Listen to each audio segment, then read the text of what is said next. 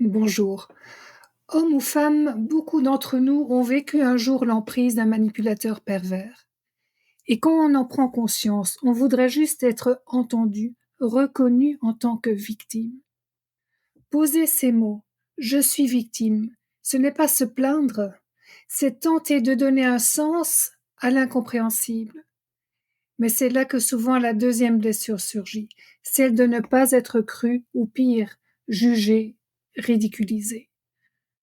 Ce besoin d'être nommé en tant que victime et que l'autre soit reconnu en tant que bourreau ne s'exprime pas seulement dans nos familles, il surgit aussi devant le juge, là où on espère rétablir la vérité de notre vécu.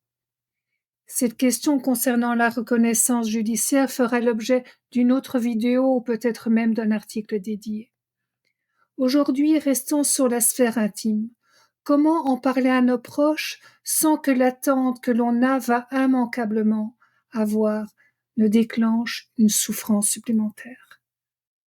En parler, c'est tenter de rendre visible l'invisible, de résumer en quelques phrases une multitude de comportements qui, pris individuellement, peuvent sembler anodins, mais qui sont pourtant terriblement destructeurs.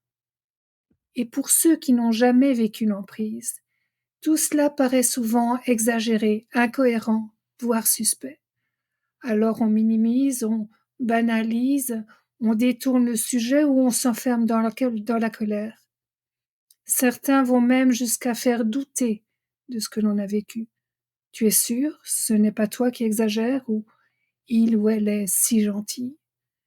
Ce décalage vient du fait que la violence psychologique ne laisse pas de traces visibles et se joue une fois les portes du foyer fermées, mais elle ronge l'intérieur, elle éteint, elle détruit lentement et elle ne guérit que bien difficilement et bien plus difficilement qu'une blessure physique.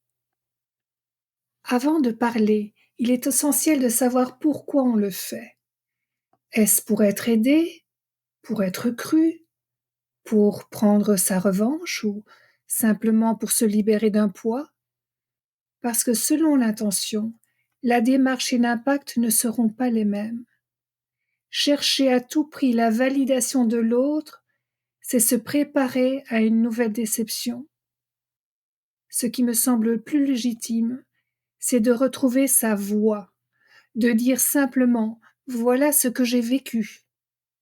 Même si c'est maladroit, même si ça dérange, c'est déjà un acte de réparation intérieure. Parler avec simplicité, pas besoin de tout détailler ni même de convaincre. Vous pouvez dire par exemple j'ai vécu une relation d'emprise, une relation toxique, destructrice, je m'en sors, je me reconstruis. Vous n'avez rien à prouver et vous ne demandez rien. Ce n'est pas votre rôle d'éduquer ceux qui refusent de comprendre. Mieux vaut une oreille sincère qu'un entourage entier dans le déni. Et cette reconnaissance vient souvent de ceux qui ont connu eux-mêmes l'enfer sans que vous soyez nécessairement informés.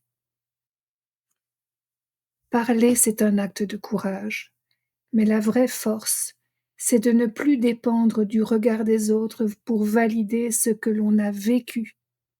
Vous n'êtes pas une victime à vie, vous êtes en transition, vous êtes quelqu'un qui a survécu à une relation terriblement toxique et qui choisit désormais de vivre autrement et plus riche de cet apprentissage. Et ça, c'est déjà une forme de fierté et de liberté retrouvée. À bientôt.